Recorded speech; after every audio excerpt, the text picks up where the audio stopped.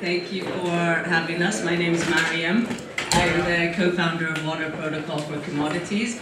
This is my dear friend, Chrissy, who's the general counsel at Parity Technologies, who are behind the Polkadot ecosystem, and my other wonderful friend, Min, who is the head of ecosystem growth at Algorand Foundation.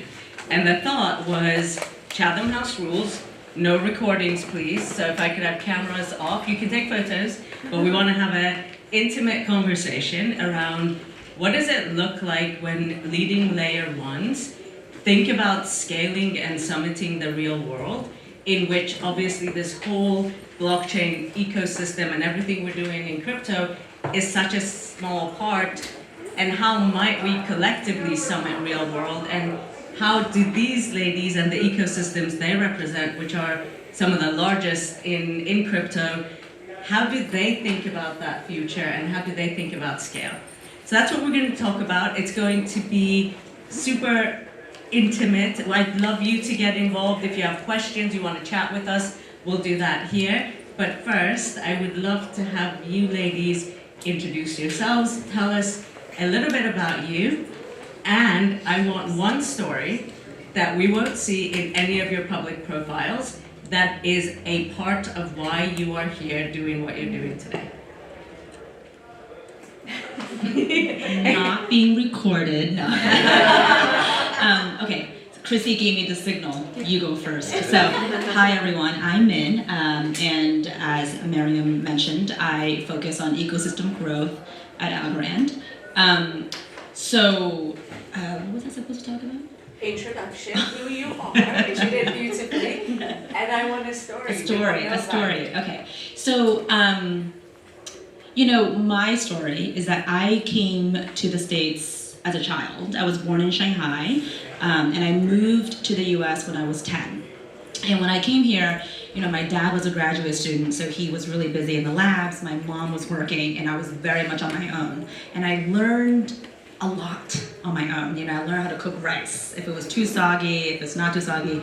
And I think that kind of came with me as I kind of grew as an individual, this idea of just figuring it out and trying as I go. And I've embraced that actually in my career. And one of the things that led me to blockchain is I started my own company. And I was trying to build a closed, social network for users. I wanted to share their location. And it was really, really hard because if anybody here has tried launching a consumer-facing company, you would know, right, that you get your butt kicked trying to find people to use your app. And so I did that, but I, can't say that I was incredibly successful at it, but I will say that whole let's try it, let's do it, let's see what works, stayed with me, and it came really, really handy when I was doing that in my own startup. And now, as I think about ecosystem growth at Algorand, it is very much that too. It's all about trying all these different things, seeing what works, and really kind of figuring out how to push the needle forward, maybe little by little, and get really, and not lose faith that we can make it happen. So that's kind of the part of my life that I think I bring with me, that I've brought with me, and it stays with me for a long time. I love that. How do we top that?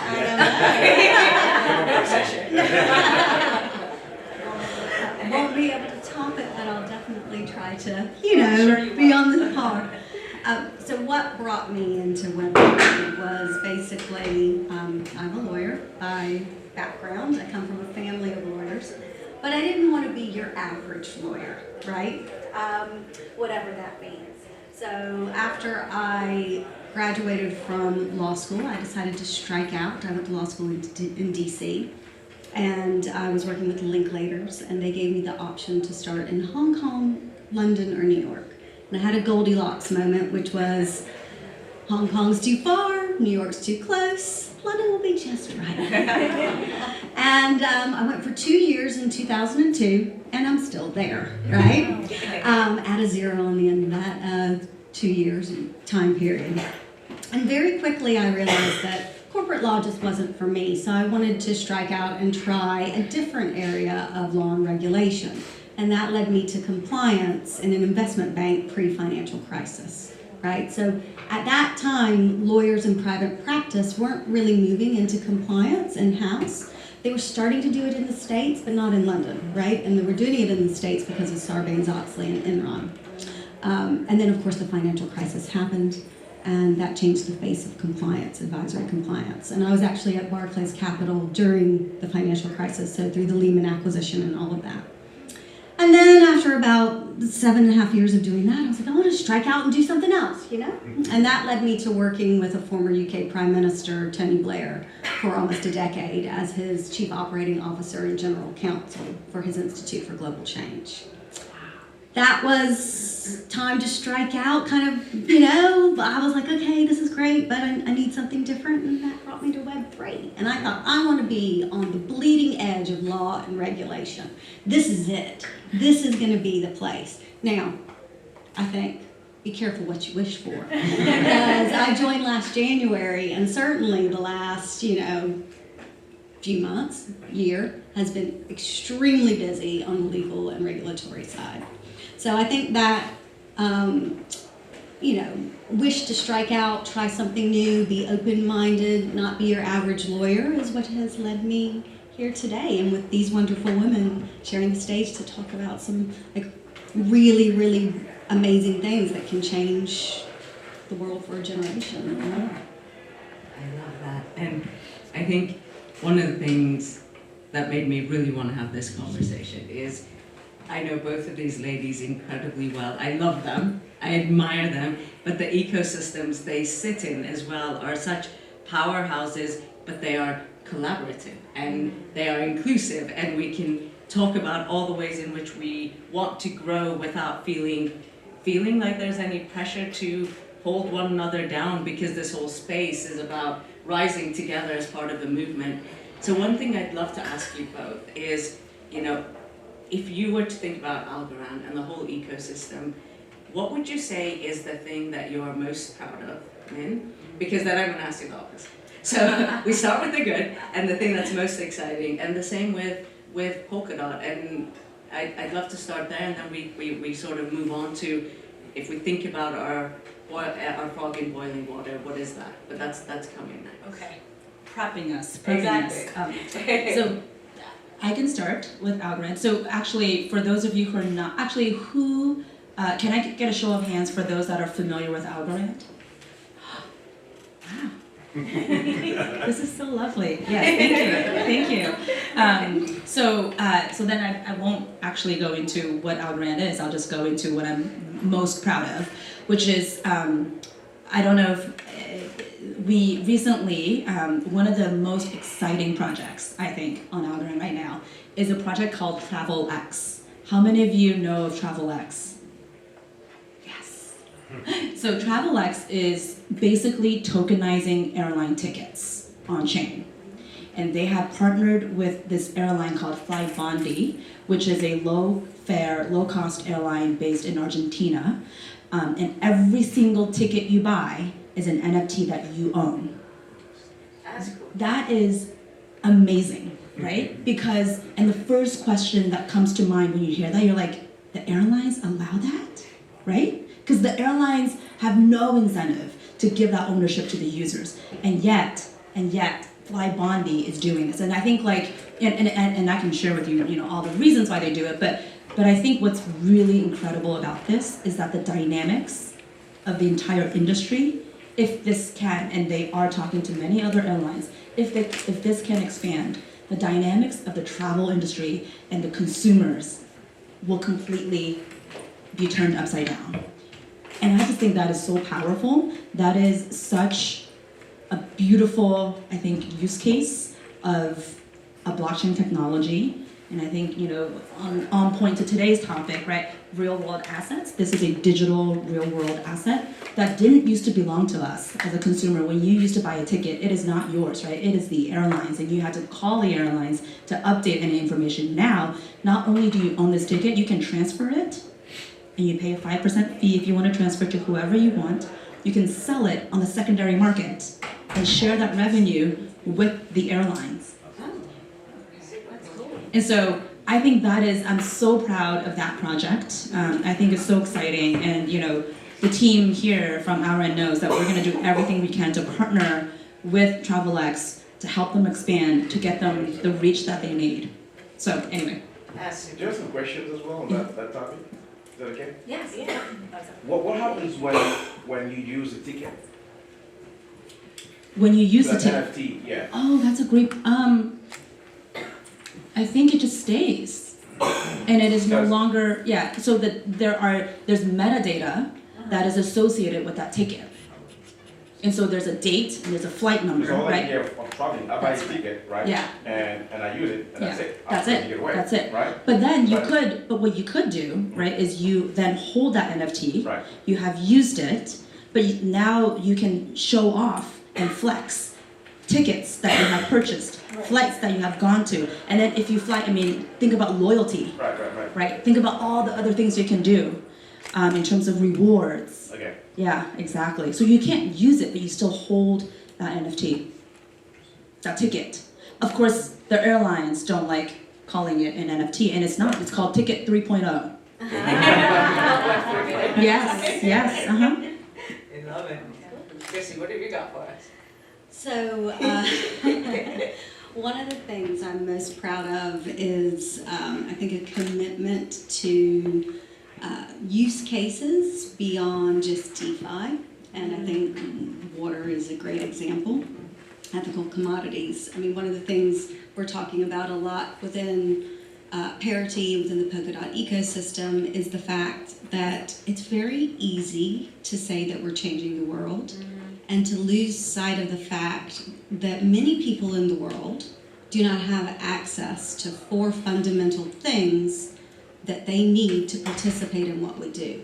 And those 4 fundamental things are: 1, continuous access to electricity; 2, reliable high-speed broadband; 3, the money to buy the hardware necessary to participate; and then 4, a community or your own ecosystem that supports your involvement as an individual or within a group.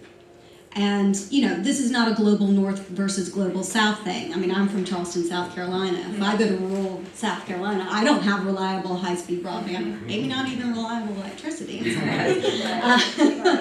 Although I'm from Charleston, and that's, exactly.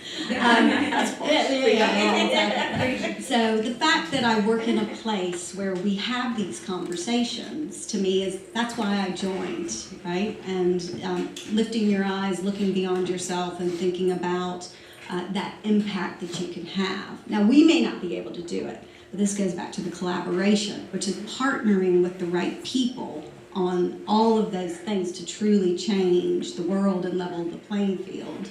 And being around people who think that way is something I'm very proud of.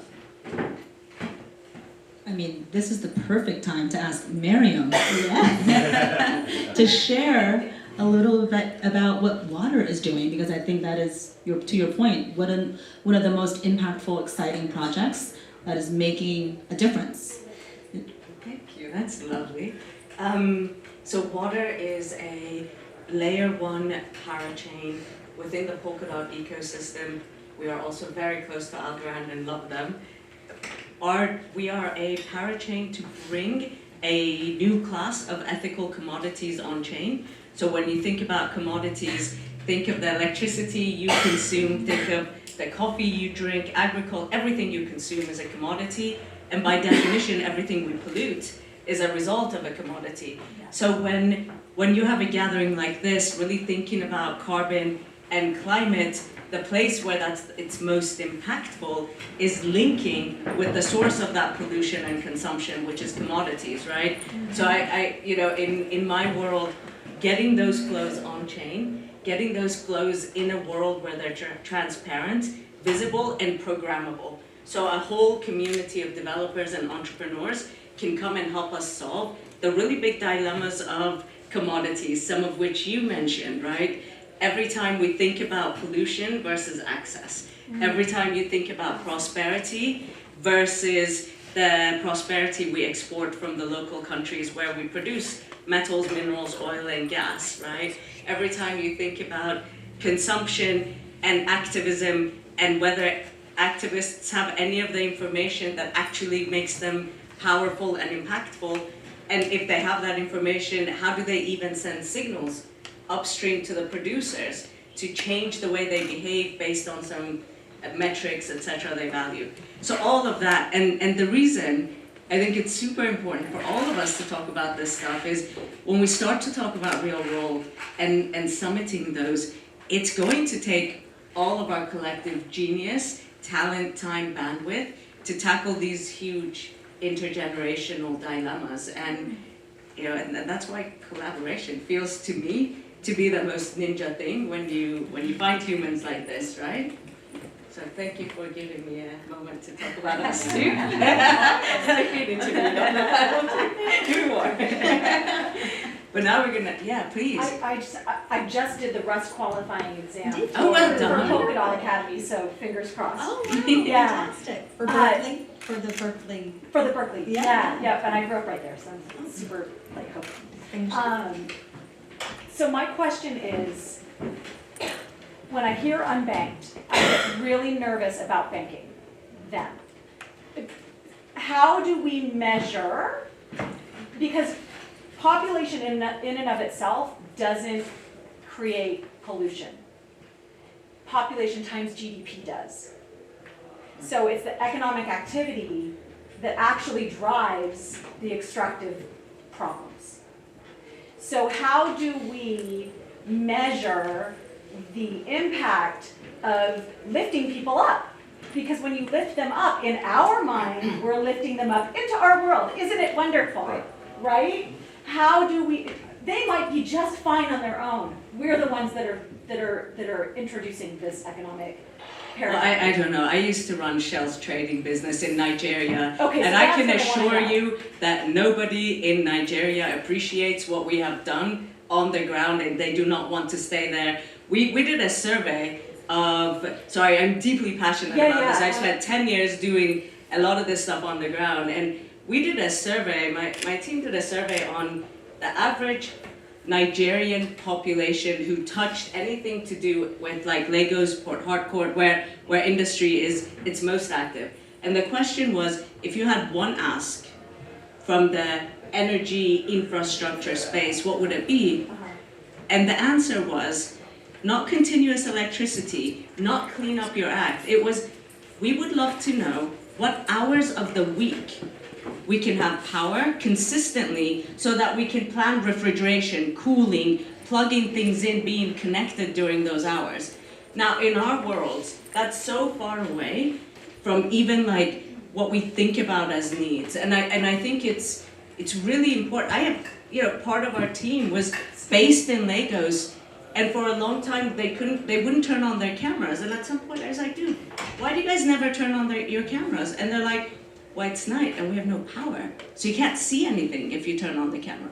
So I think there's a huge gap between our understanding sitting here in Austin or where I live in California and what actually happens on the ground, and our desire to export anything like our values or version of prosperity. You're right, is false, but any pretense that things are okay is also false. Things aren't okay. Like artisanal mining in so much of Africa is a real problem. Yeah. What happens with oil drilling, with all of this stuff, they're real problems, and all it takes is living there for 6 months and suddenly you go, I want to go do something else. I mean, it's sort of how we started talking about this stuff. But I want to make sure the ladies have something to say about this too. I'm sure they do. But the other thing I want to talk about as we open this up to the next question is, I think it's really cool and interesting how much is happening around the real world stuff, and how much everyone's really thinking about and talking about Web3, certainly in Austin. I can tell you when last time I was here, I drove 2 hours to Houston to do a Reuters panel, and I was telling them that 2 hours away, there's a whole bunch of people you'll never meet who could really help you, and vice versa. But we're in this microcosm of our own, where we're consuming our own information and our own news. But I wonder when you ladies and your ecosystems and your teams are thinking about the frog in boiling water moment of our industry as a whole. What are the things you worry about? What are the things you think about? What are the things that you think are threats that we're either taking seriously collectively or not really taking the time to process collectively? And who would like to go first? So one of the things I am always concerned about is the fact that we can very easily get into an echo chamber, right? So again, I use this story all the time, which Miriam makes Miriam laugh. So I went to the University of South Carolina. I am a Gamecock, and Williams-Brice Stadium is where, you know, on a weekend, every weekend in the fall, it becomes, I think, the second biggest city in the state of South Carolina because of football. And there's about 100,000 people inside the stadium, and probably about 30,000 out on the grounds tailgating around. And I always think, you know, us in this room, the people who are involved in this Web3 space, we wouldn't even fill up Williams-Brice Stadium, right? And I mean, listen, a well-organized minority can have a huge impact, right? There's no doubt about that, especially as pioneering and innovative and creative as we all are. But we cannot lose sight of the fact that if you want mass adoption, you know, you need to reach your hand out and you need to bring people along with you. And whether that's like being conscious of jargon that we use, or, you know, being conscious that the tech can be quite opaque and intimidating to people. You know, the lady earlier on the panel was talking about the UX of a lot of the things that we're dealing with. You know, we need to open ourselves up, and again, that involves collaboration, talking about it, getting people involved, and finding common ground with those who are not involved in the industry, because it really has the power to change the world if we can overcome some of those things. We are, let's totally agree, we are still so small. Still so small. One of the things I worry about is I kind of think as an industry, sometimes we look for near-term gains and forget about the long-term impact.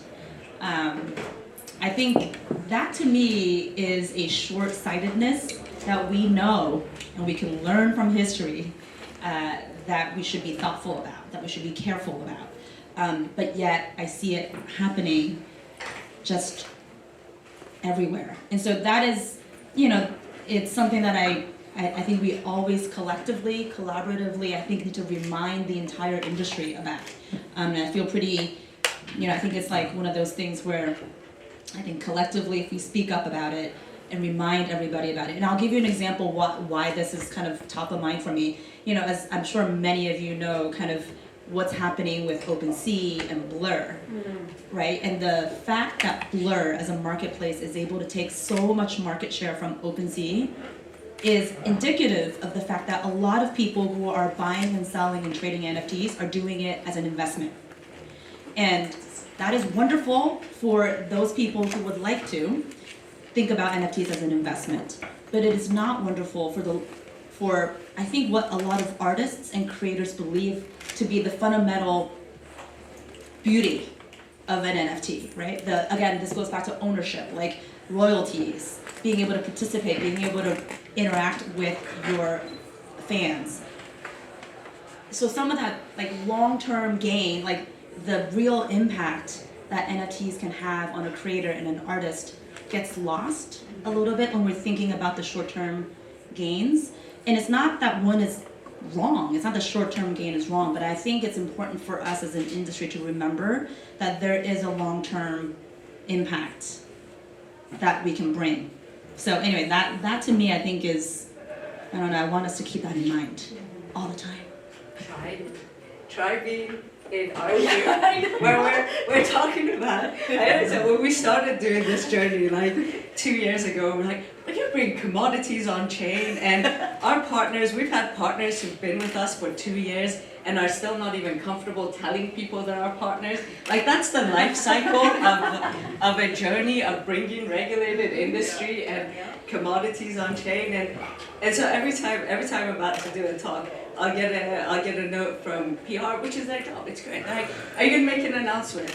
And I'm going, no. We're just building it. And until everything's done, I'm not announcing anything. But this desire to feed the beast, Yes. right? Yeah. But I think, I don't know if you experienced this or anyone else, but in the last year, it's gotten 10x better. Because we saw, at least when we first started, and people were looking to come and be contributors to our project, they were pushing this sort of pump and dump, and we're like, no thank you, no thank you. And they've all gone through this painful phase of seeing what happens when you back projects that have no substance other than PR. And what we're getting now is a lot of them coming back to old school people like us who are slow and want to build things that actually have substance. And they like us because compliance now matters. And because they now want to see long-term value generated. I don't know if you're seeing that. We're seeing at least a very different reception from this community than 2 years ago, which was much more fast, pick it up. Yes and no? Yes, no, I think so. I do think so. I think there are two buckets of, if you will, adoption that we should be thinking about. There's the institutional, large-scale adoption that I think, you guys are, of course, a big part of that. There's the more consumer retail adoption, and I think they are moving at different paces. And we need one to be a little bit faster, and we need one to be a little bit slower, right? I mean, if I'm honest, I think that's where I see things. But you're right. I mean, I think as an industry, over time, we have certainly studied ourselves when we think about what's important, slowed ourselves down, kind of like AI right now, right? Yeah. Remember that consortium that wants everybody to just take a pause for 6 months or 6 months, which feels so short, but yet I think given the pace at which 3.5, 4 has gone, it feels like decades. So I do feel like there's a little bit of pacing between these two buckets of institutional adoption and consumer adoption that is, that can be adjusted. But I do agree. And if we get compliance right, I think the institutional bit will pick up the pieces. Because every time you have a catastrophe of compliance, it all slows down. And I think one of the things would be really interesting to think about is how might we as an industry really spearhead things around compliance and alignment around those boundaries so that at least collectively we take ownership of that. But I'm getting the wrap it up signal from Marissa, but what I'd love to do before we do that is I want to ask you ladies, what's something I should have asked you that I didn't ask you or that you want to talk about that we haven't talked about? And then I have a call to action that I want to get to. So I have 2 things before Marissa's done with us. I think one of the things I would want to talk about and urge everyone to think about is the fact that in 2024, 10 of the top 25 most populous nations in the world will be voting, right? That includes the US. And it includes the UK, obviously the EU is a trading bloc and not a country, Australia, Taiwan, the list goes on, and it's on every continent. And as part of that election process, depending upon where your political affiliations lie, it tends to be that, there may be a divergence between your social values and your economic values, right? And so some of us may have hard decisions to make in terms of who we are voting for, depending upon where you are on that political spectrum. And I'm certainly not going into the details now, but what I would say is I think your point about looking into the distance and thinking about the long term is particularly important in this 12 to 18 months where almost 2 billion people around the world are going to be going to the polls and they are going to have the opportunity to really change the political landscape on not just issues that affect Web3, right? But on all issues. So please keep that in mind and, vote according to your conscience.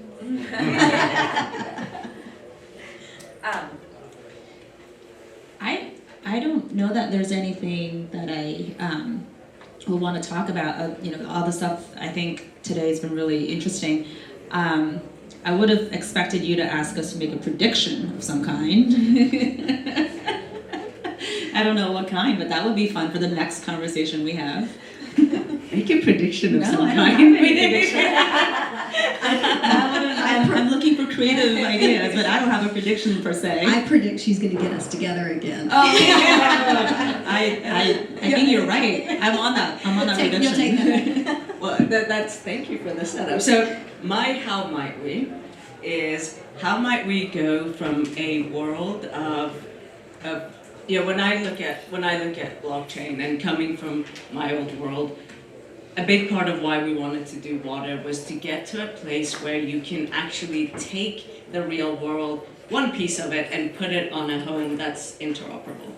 And when I look at everything that's happening across Web3, I wonder how we might collaborate more closely and create some thought leadership positions and really exchange ideas on the strategy of how do we scale, how do we collectively go from not filling a stadium to being the movement that actually wins, and how might we collaborate with the likes of the sort of the machines you represent and beyond. And I'm curious to know if folks in the room would ever find that valuable as a thing to be a part of, whether it's sort of a quarterly gathering or an annual gathering that's really about problem solving and joint solution finding and brainstorming. We're interested. Yeah, we are too. I mean, we are. Fundamentally, I think we embrace a multi-chain world, and Silvio Macaulay, who's the founder of Algorand, founded state proofs, right? State proofs is a standard that allows interoperability between different blockchains. That is something that we are embracing fully. I think what we haven't figured out is beyond the technical know-hows of interoperability, it's the practical, how does that work? And I think that requires the people in those ecosystems to have the conversations, to brainstorm, and to figure out what to do. But yeah, we would love that. We would love that. Because, chain maximalism is not a good thing. Yes. It's just not. To your point, we're still too small. We're still too small, right? Yeah. Well, I love that. I want to know if hands in the room who would want to be a part of convening a new way of collaborating across us that actually is getting together and thinking about, because we've got the tech sorted, like you say, the tech's been sorted. It's what is the commercial strategic oversight that allows us all to go and become 100x bigger than we collectively are versus one competing with the other. So I just wonder if that's something that, if that's something that appeals, come and find me, because I really do want to start to see if we can pull that together. I'd like to just pause. I'm sure lots of people want to ask these ladies a question, so maybe one question from the room if anyone has one, and then the rest we can do over drinks or anything else.